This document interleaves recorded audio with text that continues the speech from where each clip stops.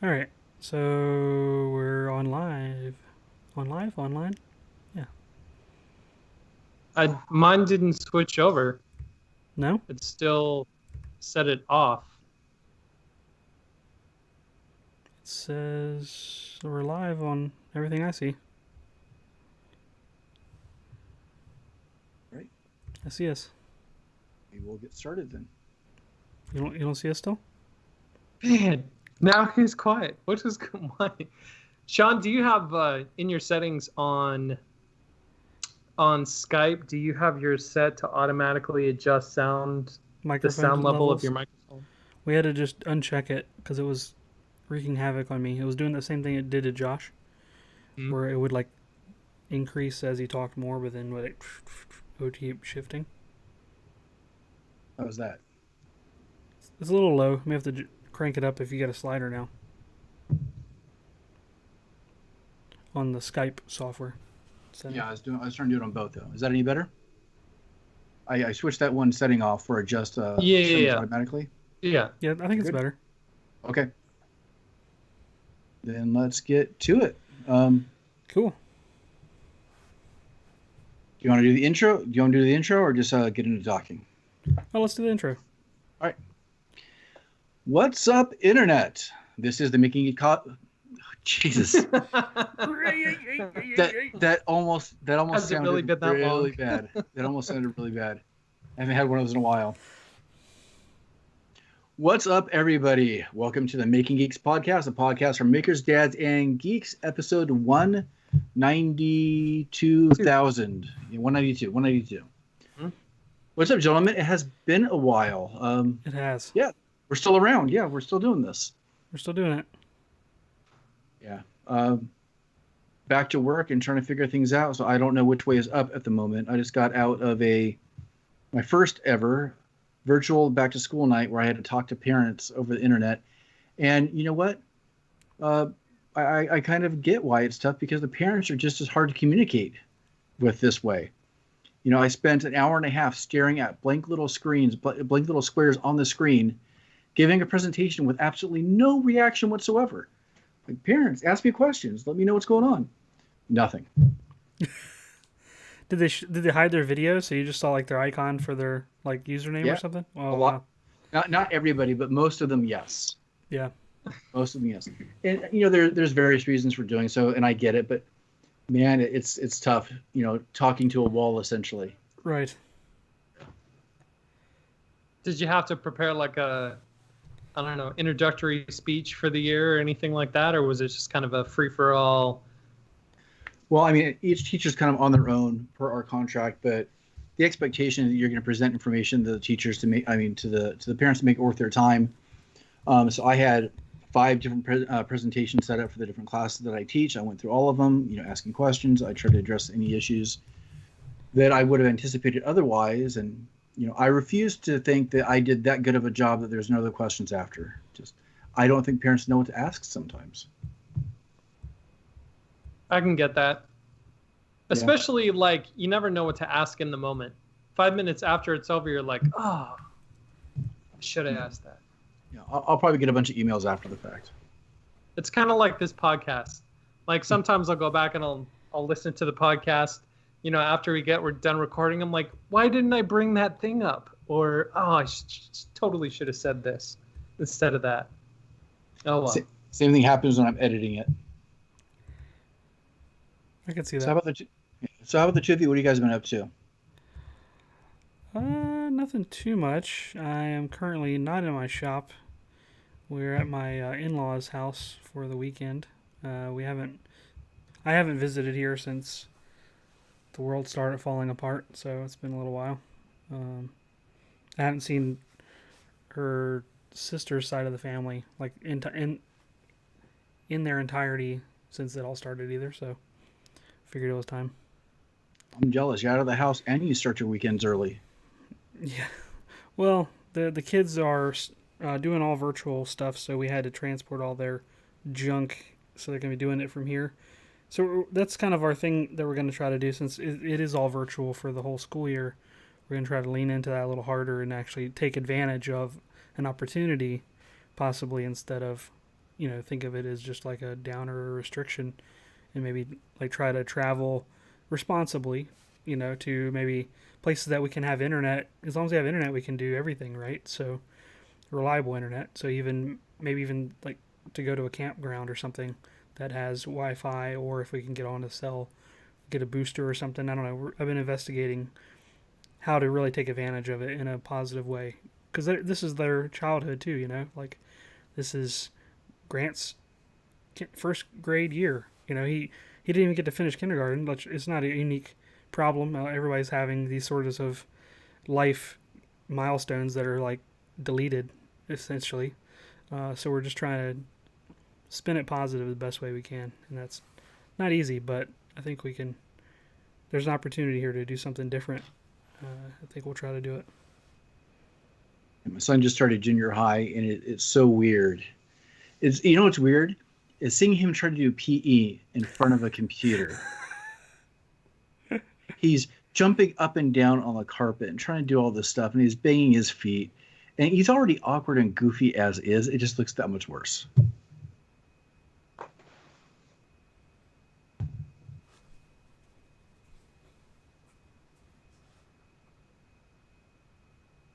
I guess it would help if I unmuted myself whenever I try to contribute to the conversation. Yeah, you pulled a Sean. Man, I was just thinking that like junior high would have been so much better if it was done online than in person. Junior high is pretty horrible, to begin with, although I don't want my son to hear that. But yeah. Yeah. Well, I'm finishing up the Playhouse. I've only got a couple more things left to do. This morning I was working on the walls of the back portion of the Playhouse that nobody is going to see.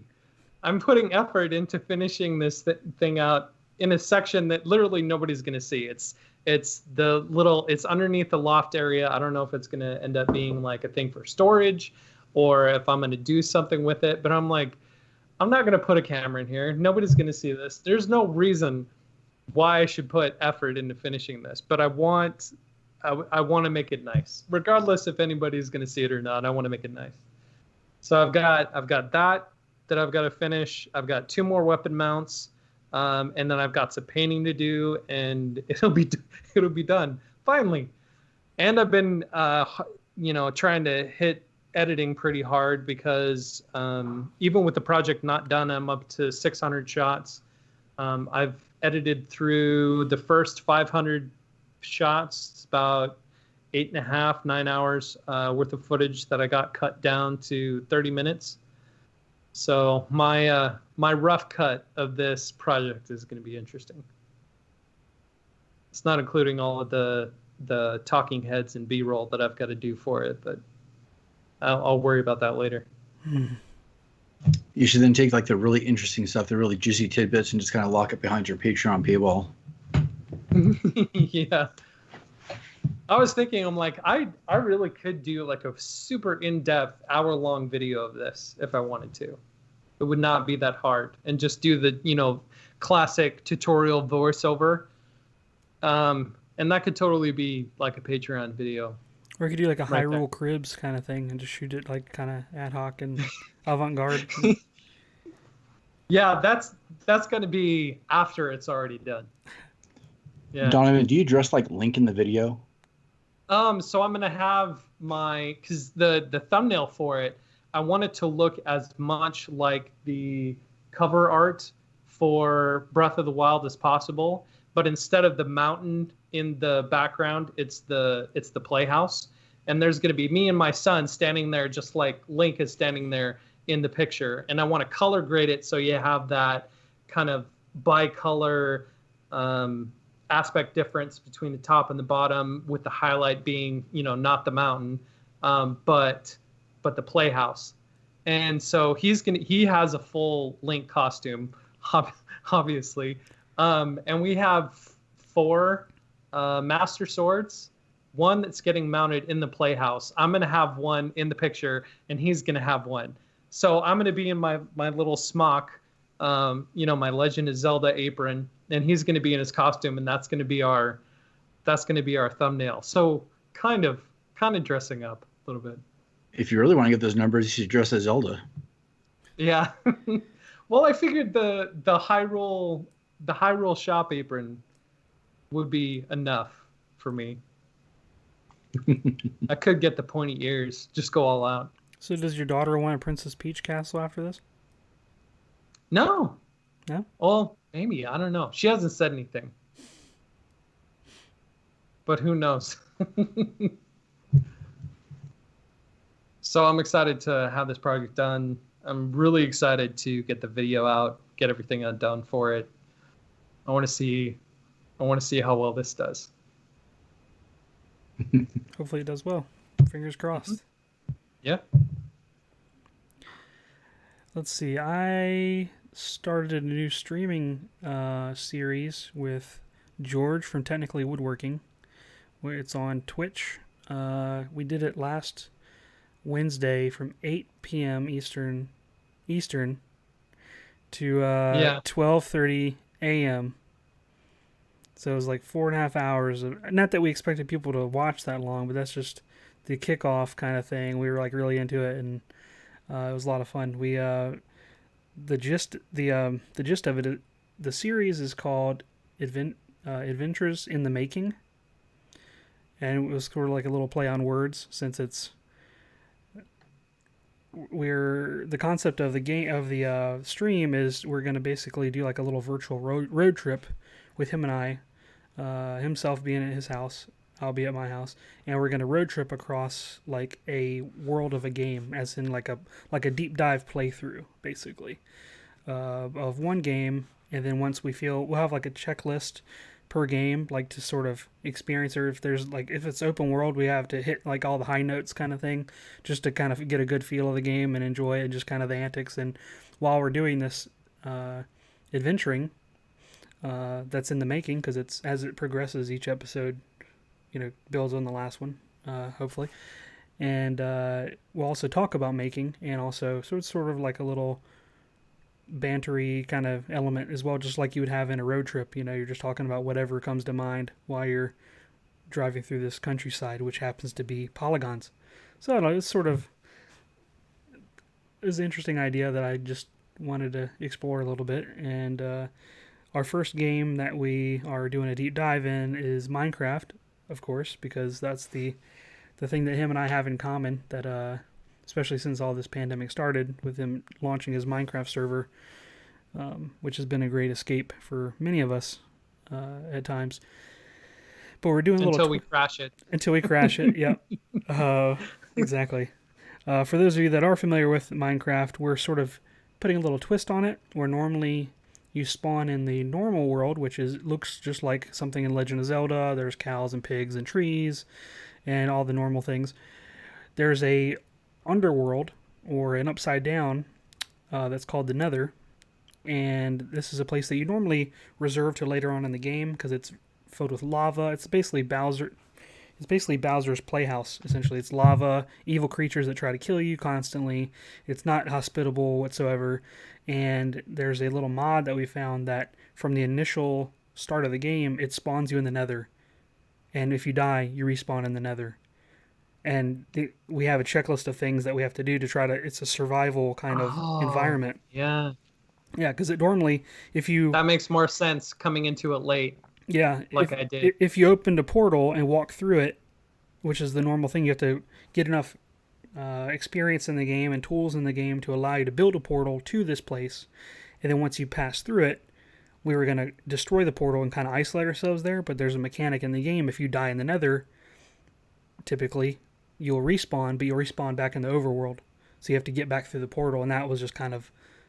It was taking the fun out of it. So we just kind of Googled it a little bit, and found there was a mod that someone wrote that overrides that. And so you just respawn. There's a little respawn thing that they added in the latest update of Minecraft, that it's a respawn anchor, which is part of the game, but it has some limitations to it, especially initially. If you don't place it yet and charge it, if you die, you'll respawn back in the overworld. So this kind of overrides that.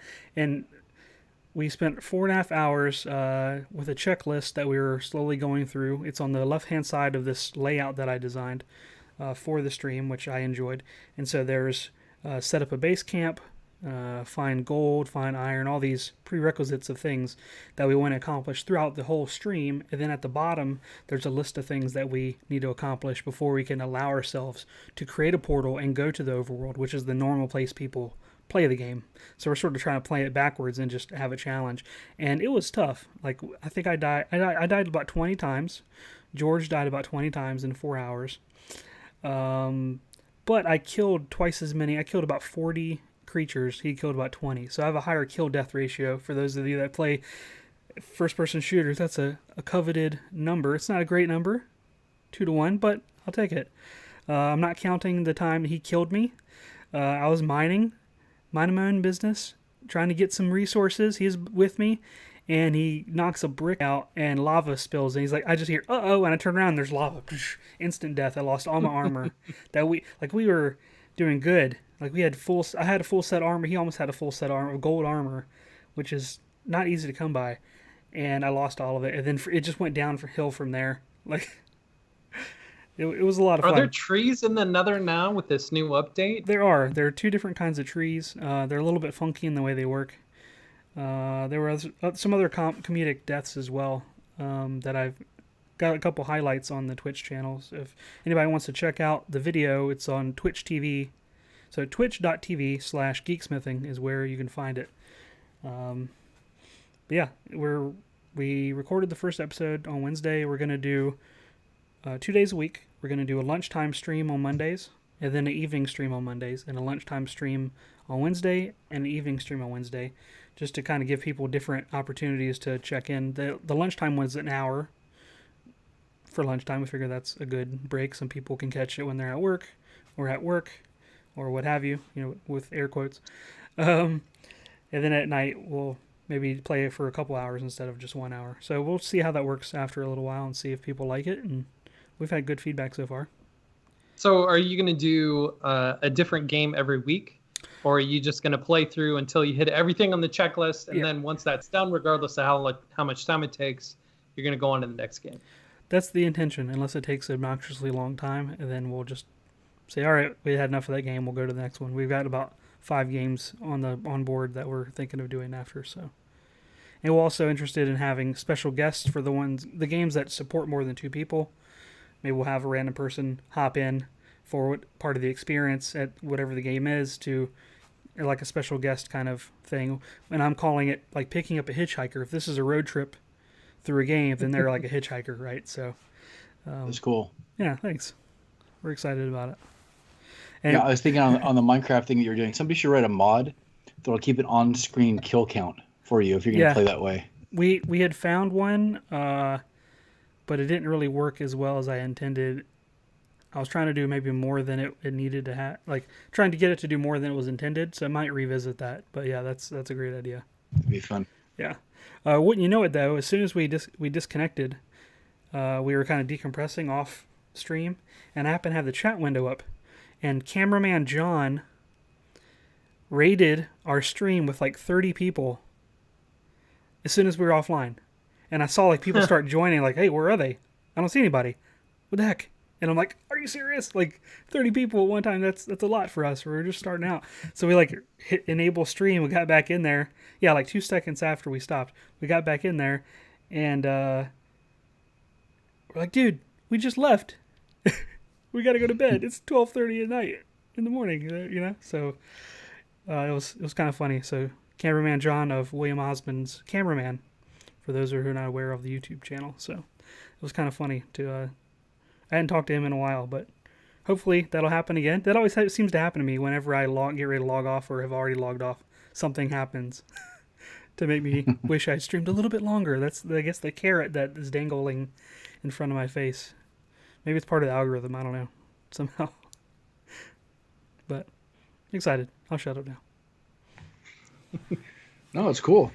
I'm excited about your new little venture here. I think it's going to be pretty cool for you. Yeah, thanks. Aside from virtual back to school nights, I've been working on a couple small things. I put together a new computer. Finally got a a new system because my last one was 10 years old. I finally got to build a new one, so I'm in competition with Wes right now. I think we have similar specs on our machines. I got 32 gig of memory, but I'm not counting. I got 32 gig too. Oh, dang it. But here's the question. Do you have 216s? Because I have 4.8s. 216s.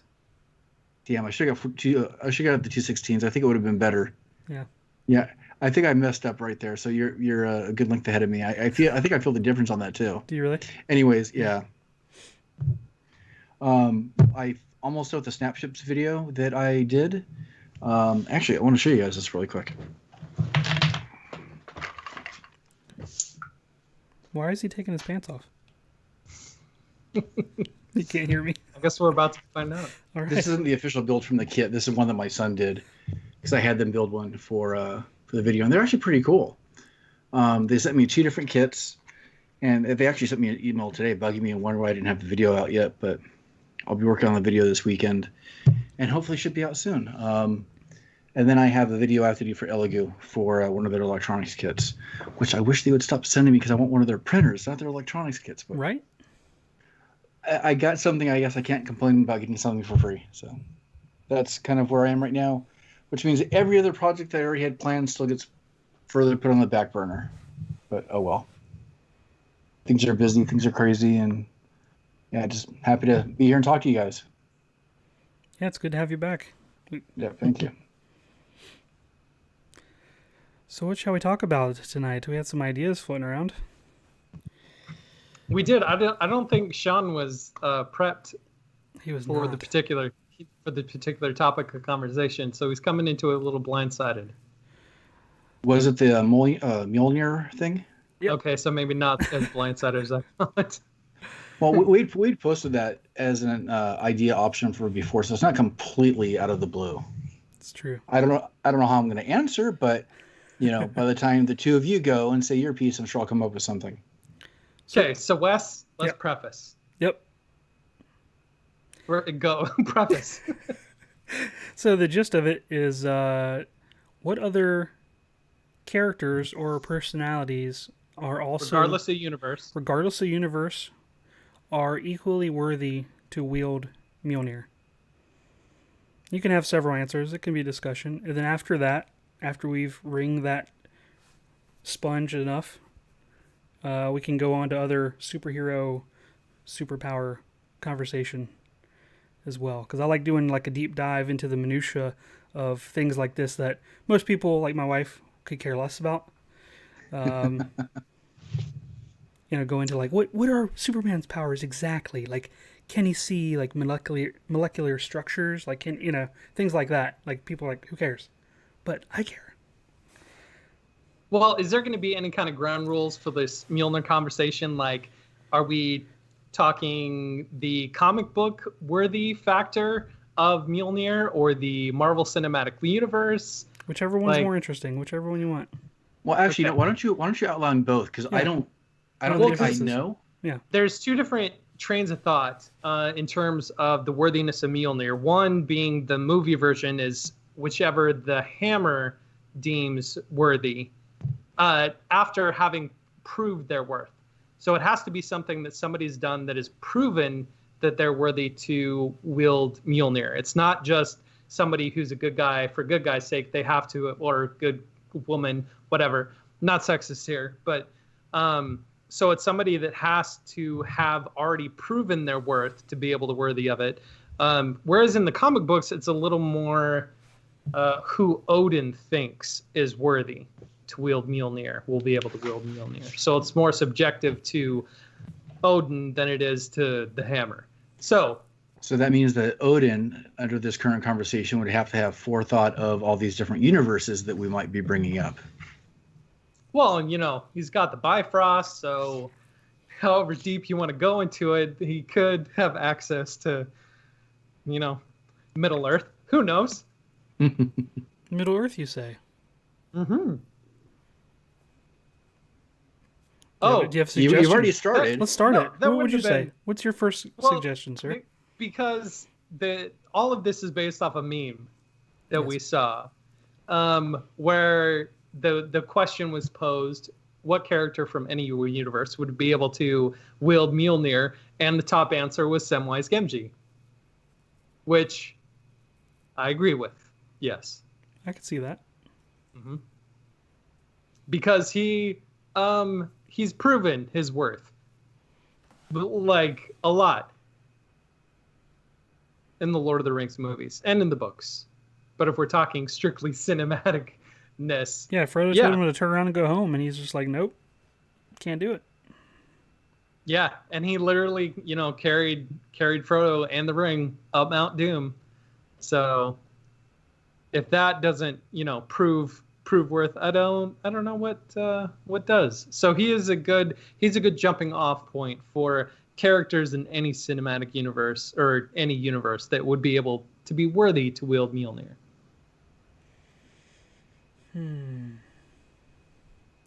Well, let's go with the obvious. Let's go with the big boy first. Superman. Do you think he should wield Mjolnir? Okay, is there a difference between lifting Mjolnir and wielding Mjolnir? Well, it is magic, so it trumps his superpowers. Just in general, like he has a weakness to magic. Because in the comic books, he has lifted Mjolnir. Yeah. Wait, temporarily. What? When they did a crossover? Yeah. Oh, okay. They did a crossover. Superman was able to lift Mjolnir because he was granted magic from... Oh, shoot. Was this the Marvel versus DC crossover thing they did years ago? Is that the crossover you're talking about? It might have been, yeah. I think I still have some of those original comics. But yeah, I think he's the Boy Scout, right? He's the kind of goody two shoes, as you would. So he's self-sacrificial kind of messianic character. Anyways, depending on where in the timeline, you want to talk about Superman being able to wield Mjolnir, because again, we set the ground rules that they already have to have proven themselves. That's true. To be able to wield Mjolnir. So my question would be, why would Superman need Mjolnir? Well, lightning? Yeah, I don't know. He's got laser eyes. What the hell? I mean, Well, there is one Well, I don't know. There's one kind of quirk with his power that I always thought would be interesting if he got in a fight with Thor, which would pull in Mjolnir into this battle, since he can summon lightning, and there's like some instances in the comics and other TV media and stuff for Superman when he gets exposed to kryptonite and there's electricity or lightning involved, it actually will transfer his power to another person he's touching at the same time, and he'll kind of lose his power. So it's kind of an interesting little footnote or asterisk. Like Thor could basically steal, as long as he had kryptonite, he could steal Superman's powers, which would be pretty bad for Superman, I think. It's like Ultimate Thor. Yeah. I don't know. You got any ideas, Sean? Well, Sean, yeah. Yeah. I think I'll probably come up with a couple, but the one I came up with is really kind of... I'm going to go with it anyways, but it's kind of dumb. I would say Shaggy from Scooby-Doo. Okay. I think he's kind of like pure of heart. He's worthy. And in a lot of ways, I think he's too dumb to be mean or there's other things. He's pretty simple-minded. He's pretty much motivated by Scooby snacks, depending on depending on what version and what metaphorical aspect of the character you read into. But there's also a meme called Ultimate Shaggy that started. Yeah. And I kind of advise you to look it up. And I think he became Ultimate Shaggy because he had Mjolnir. Really? Huh. Someone in the comments had a good suggestion. What's that? Neo. I thought about that, but I didn't want to go that route. I'm going to take a guess of who wrote that, too. I think I know the person. Uh-huh.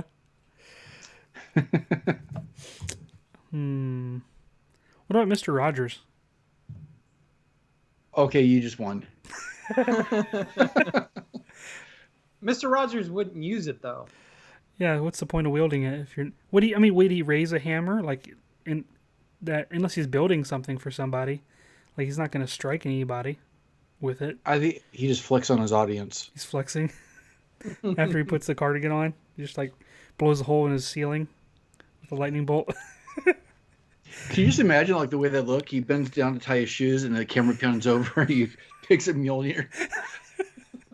And then Trolley like accelerates like through the wall from like the burst of energy. Yeah, that'd be good. Oh my gosh. An obvious answer to this question for me, at least, I think would be Storm.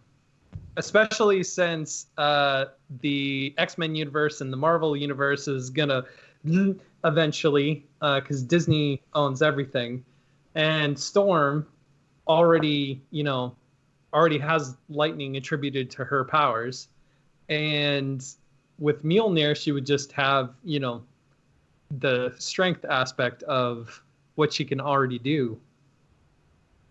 But is she worthy though? Has she really done anything worthy? I don't really know her that well to say. I mean, it depends on whether you're talking about the movies or the comics or the animated TV show. In the animated TV show, she kicks butt a lot and saving people. A lot of it saving people. There was one episode where she saved kids in an orphanage, but then she had a panic attack because the building was crumbling, and it reminded her of when she was a kid and she got pinned in a crumbling building, and it's a whole episode. It's a really good one. But yeah, she saved a bunch of orphan kids in that episode. So yeah, I'd say worthy. Post that experience, definitely worthy. I think I have an idea. How about Baymax from Big Hero 6? Hammer. I don't know if the lightning would cause any problems with his electronics. Yeah, but again, Baymax is another one of those like Mr. Roger conundrums. In that, would he really use it? Because his prime directive was to help. It can be used as a defensive mechanism. It's also like a one shield. of the reflex hammers, right? When you hit somebody on the knee with it. No. Destroys them. So George from Technically Woodworking suggests anyone from the Nintendo universe?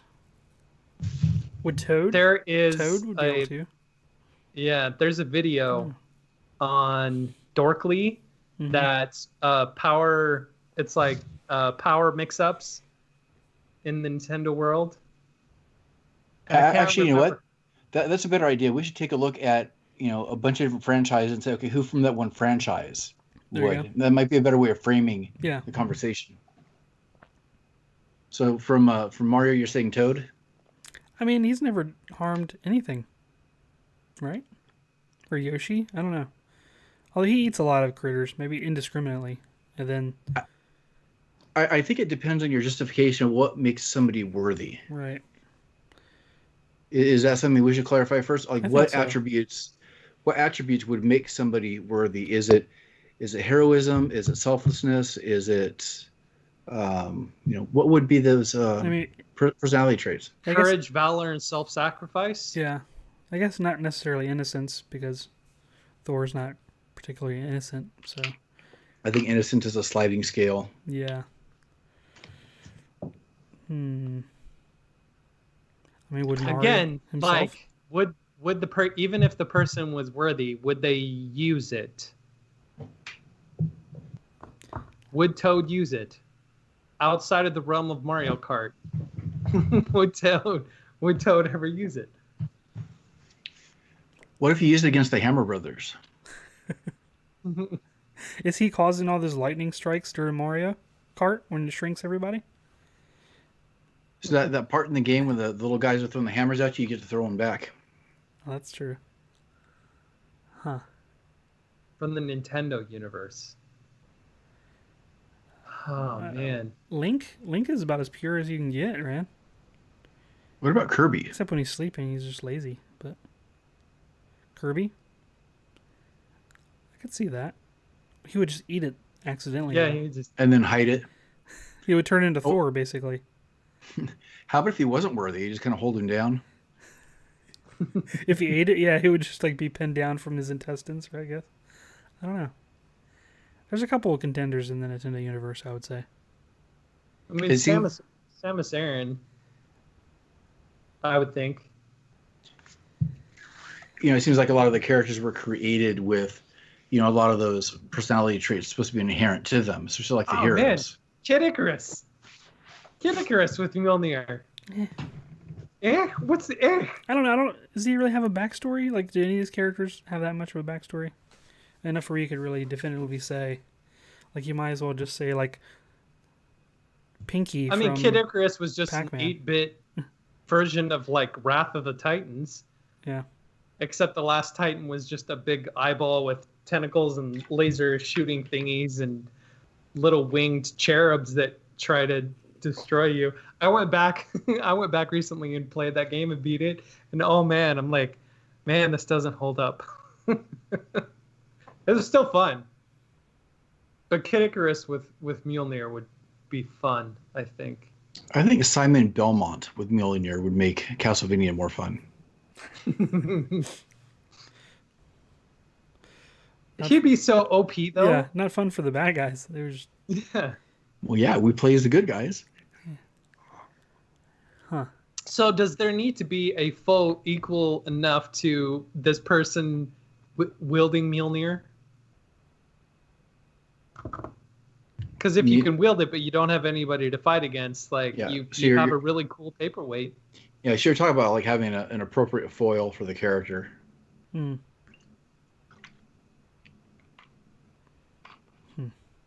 Okay, so that's Nintendo. What other franchise should we kind of butcher with this? Lord of the Rings. I think I would be in agreement with Samwise. Yeah, that's obvious choice. And he would need it too. I mean, that would definitely be a huge benefit to him. Unless Gollum tried to steal it from him. Oh, he Star definitely Trek. would. Yeah, he'd wear it around his neck. Well, Spock, I think, would be a good choice for Star Trek. He's self-sacrificial. Are we talking? Well, I guess it's all one universe. Timelines aside. Yeah, it is all one universe. So we're talking about because he did sacrifice himself in Wrath of Khan. Mm-hmm. So, courage, valor, yeah. It would just be interesting with him because he would have to find whatever situation he is, you'd have to find logical to do so. So Woody.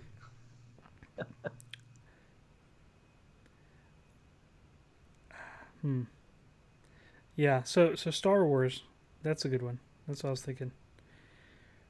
Who in Star Wars would be pure of heart?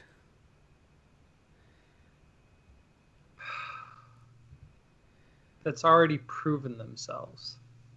I mean, what more does Yoda have to do? I think Yoda would be kind of like the canned response, but I think we might find somebody more interesting, like maybe like one of the Jawas. Jawa? Any specific one? They're all the same. Fred the Jawa. Fred the Jawa. Yeah. I have a mixed bag relationship with the Star Wars universe, so I don't know if I would. I don't know if I personally would consider anyone in that universe to be worthy. I don't know about that. I think that trying to put like personal biases aside of the films and the filmmaking process of them, a lot of people might immediately say Luke. I just don't think that. So you're saying Jar Jar? There you go. Misa think that's a good answer. I mean, I don't know. Are there any other universes out there? How would a Disney princess land? Yeah, what Disney princess would be worthy? Which one that doesn't come across as a spoiled brat at some point in their storyline? Oh man, Disney princesses. Mulan. She saved all of China, so she did something to prove herself. Yeah, but here's the problem. She's already done all that. What does she need it for now? She already did the hard work. Oh, you did all that. Now you can have the hammer. Yeah.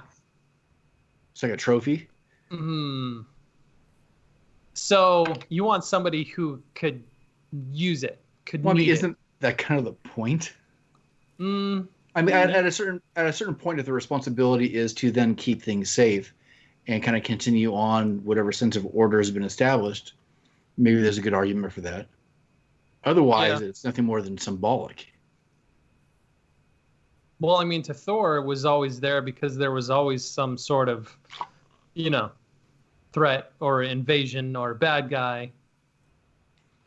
Not that he knew that another one was coming, but there always was. That's not to say that in this particular Disney universe that there's not another bad guy or another another threat or whatever. I mean, look at how many times Jafar has come back. Well, I think the whole storyline about being worthy might be a little bit BS anyways, because I think that the Asgardians were essentially, celestial imperialists. At some point, they were taking over, other civilizations. So I think there's a little bit of an argument about what really makes somebody worthy. Yeah, which is part of my hesitancy to say anybody in the Star Wars universe because of that same sentiment. Princess Leia. Yeah, what did she do to prove that she was worthy of? I mean, besides like being a good tactical being a leader. Yeah, but being a good leader, period, I think is something that would make somebody worthy. I think that's underrated, if that's the way you're looking at it. Okay. She was a little bit more selfless. I mean, it kind of depends on what storyline you're going off of, but she gave up her Jedi training to be a leader to the people and caring about people's well-being more than her space powers. Yeah. Well, Admiral Groot Akbar. then. Groot could do it. Groot. Yeah. I'll go for Perfect. Groot. Yeah. I mean, he was part of the next Hammer anyways, right? Although I think Rocket would be fun to see him wield it.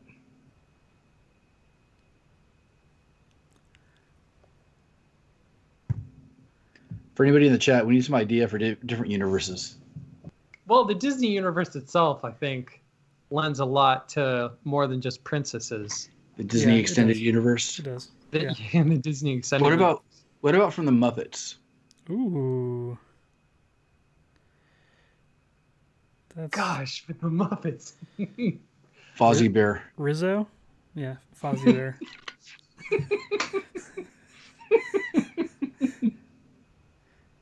Or a Beaker. Ooh. Who would be the one that's worthy? I mean, Kermit gets all the attention, but I He's- think somebody else might be a little bit more worthy. I don't know. He's Kermit's got kind of a nasty side sometimes. He's kind of a weenie. Yeah. Man, in the Muppet verse, the person that I think would need it would be, oh gosh, what is his name? The Commander Pig guy. Oh. Yeah. Pigs in Space, space. yeah. What is his name? Whatever his name is. I think he would need it because he's in space. And there's always probably like bad guy, alien, Muppet. Well, isn't creature Donzo thingies. supposed to be from space, sort of, anyway? Well, he's so from space, but he might return there. I don't know. he did like mind meld in Muppets from Space. So kind of went to space. Gonzo seemed, yeah, he would kind of be a, He also has a superhero persona, doesn't he? yeah, Sesame Street. the Incredible Gonzo. Would it be Grover? Snuffleupagus. Snuffleupagus. Like singes all of his hair. This isn't even my final form. Ned Flanders. Oh my gosh. From the Simpsons universe. I guess. Although comic book guy would be pissed. Oh, I would love to see an episode that would address that. That'd be really fun. That would be. Man, that's not to say that they haven't already addressed that somewhere, probably, maybe. I think they have addressed that in episode 37. Worst episode ever. Hmm. Man, a lot of cartoons. We're leaning towards a lot of cartoons. Saturday morning lineup. Yeah, so you got like the Warner Brothers universe, the Bugs Bunny and all of them. I already mentioned Hanna-Barbera because of Shaggy, so. That's true. Huh, Warner Brothers. Who would you want to wield Mjolnir? Sweetums. If anybody in the chat doesn't know what I'm talking about, it's the big red monster from Looney Tunes. Oh my gosh. That's also the big monster in Muppets. In Muppets. Yeah. I wonder why. Is there a connection? Is it really? I Yeah. don't think I knew that. The big Shaggy. guys. Yeah. Yeah. Huh. I wonder if they had a shared licensing deal. It seems too coincidental. Or maybe Tweety Bird. I think maybe the dog that Foghorn Leghorn keeps harassing. I think he needs to get his just desserts there. He keeps like getting to the extent of his leash and harassing him and teasing him. What would make him worthy? Just putting up with the just pure vengeance. putting up with the crap every day. Yeah, putting up with it.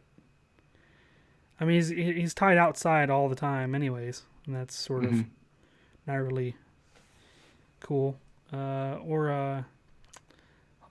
Was it the chicken hawk? That'd be funny. Oh yeah, the little guy. Yeah.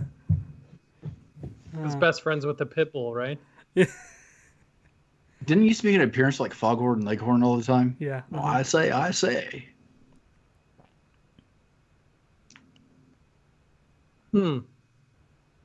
Man, see, this comes back to the conversation we were having earlier, where 5 minutes after we hang up from this, I'm gonna have so many good ideas. Yeah. So many good ideas as to who would be worthy of it. Which one of the 4 Ninja Turtles? I'm biased towards Donatello. It's either him or Mikey, because he's pretty innocent. I don't know. I'm biased towards Leonardo. Because of the leader thing? Yeah, I guess so. It's my elitist complex. Yeah. That, and he does have the katanas and I mean, of them Raphael is wielding. willing to lead when Leonardo is sulking in a corner, so maybe... I don't know. Or Casey Jones. Oh, the Splinters, obviously he would. I mean, he would be worthy.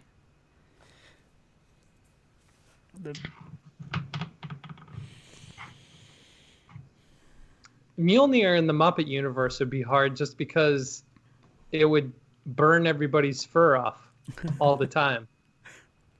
Or in the Sesame Street universe. And they don't really have a physical enemy that it really needs to be wielded against. Maybe just wield it against the people that want to cancel PBS. Congress. Congress. Huh.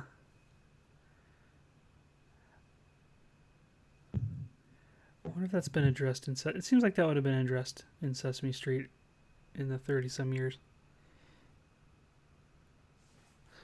Huh. Yeah. I think we're running short on I franchises. think we beat that one to death with the hammer, yeah. Well, there's a lot. I mean, I would have said Pokemon, but that's not quite my audience or my forte on there. we could talk about video games. I mean, we did talk about Nintendo, but we can branch out into like. Well, we also This is so hard. This is getting really hard.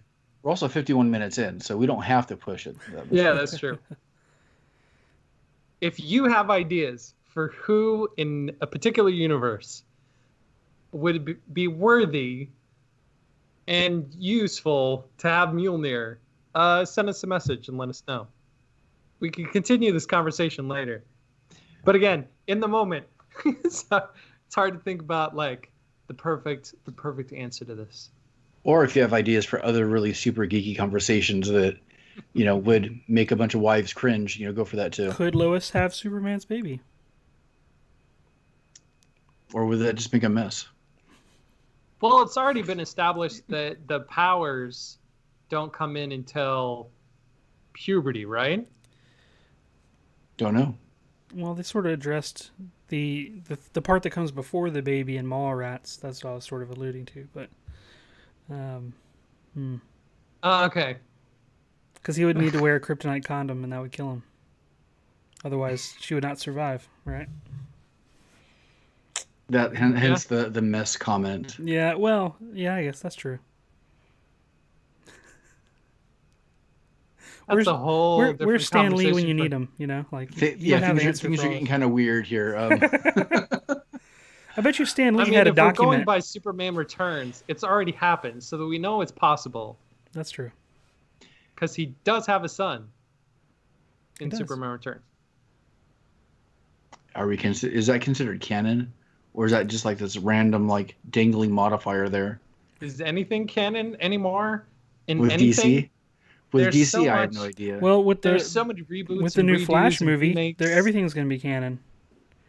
Because they're going Yeah, to they're do the going to try to multiverse. fix it with it. Yeah. They're going to do a version of Flashpoint, I assume. Which leads into our what are you geeking out about? Because DC dropped a Yeah. whole lot of stuff the last couple of Oh, days. yes. Yeah. What do you guys think about the Batman trailer? I'm on Is Zack board. Snyder directing it? No. Matt Reeves. I think it looks cool. It I'm on looks board. so Snydery dark.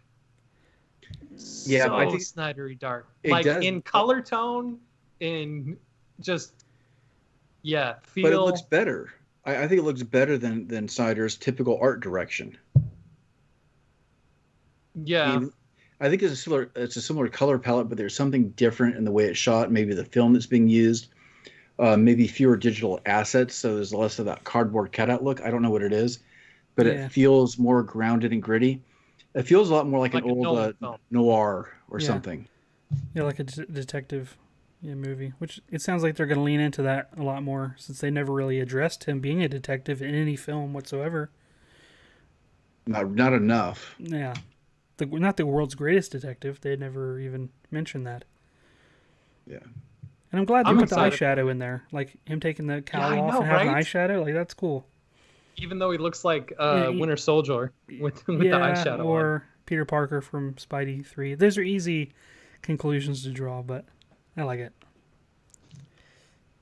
So there's going to be the Riddler Mm-hmm. and Catwoman And Penguin. And Penguin. and Penguin.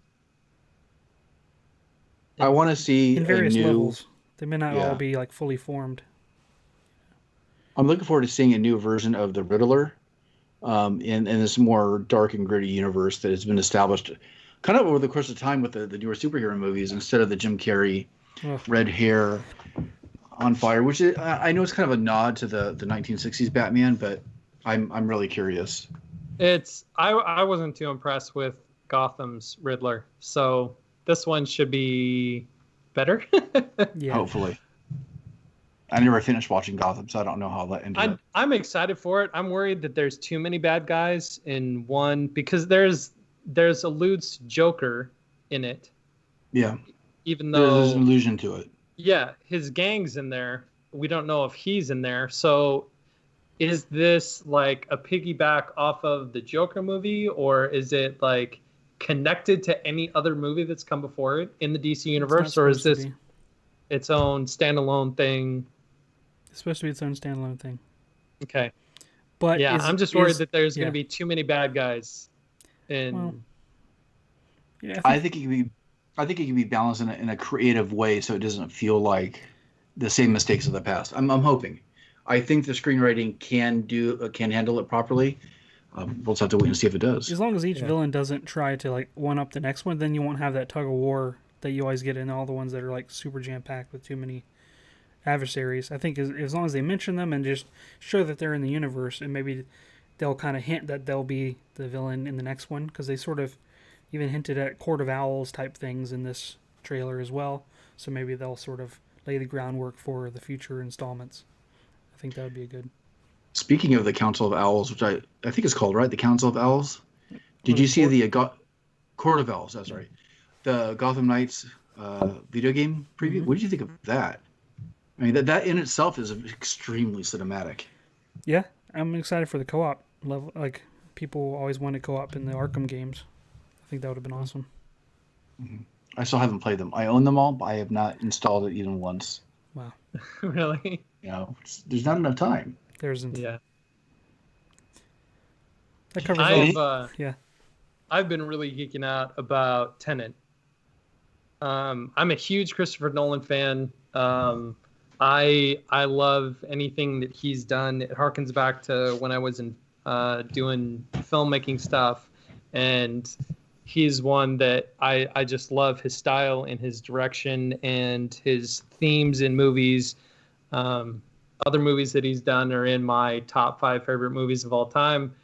It's like I'm so excited to see this, and they're having an advanced screening at the movie theater here in town on Monday that I'm going to go to.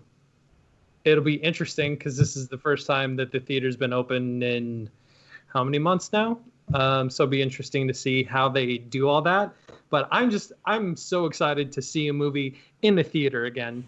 And I'm even more excited by the fact that this movie looks incredible. It looks super confusing. Like, it's probably going to be one of those things that you don't know what's going on, even at the reveal at the end, because then you're going to have to go back and watch it all over again to try and pick up on every nuance. That's his thing. Yeah.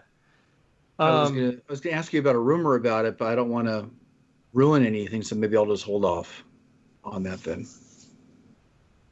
I don't know. That's what I've been geeking out about. I'm kind of geeking out about everything that we're kind of mentioning right now, especially because of the DC event. The potential of actually being able to see new movies again. Kind of forget how much, I look forward to a lot of those big cinematic experiences. The potential of the Batman of Tenet, which I'm also looking forward to. The new Wonder Woman film coming out, which looks different. Looks interesting. I want to see it. I don't know what to say good or bad about it. I think the cheetah, at least from the blurry stills that I've seen, looks good enough for the screen. So I'm excited. I'm looking for all those things. That's about it. What else was released? There's like a weird teaser, Black Adam, that got released. I don't know if you saw that.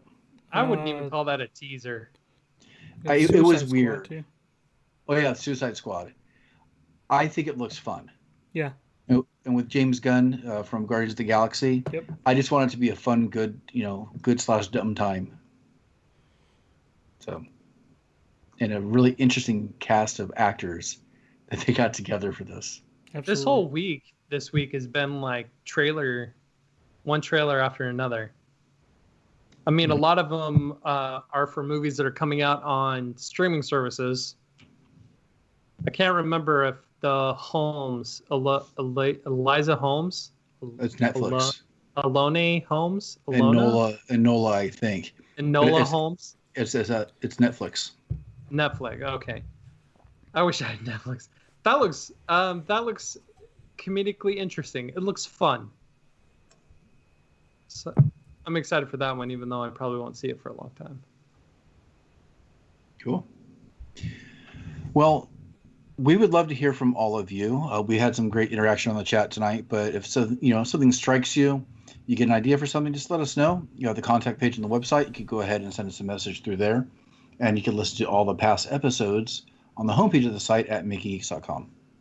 And all of us are very active on social media. So if you have particular ideas for who you think is worthy to wield Mjolnir, if there's something you're geeking out about, if there's a discussion that's to be had about whether or not Fozzie Bear would singe all of his hair off, we'd love to have it with you. So come and find us.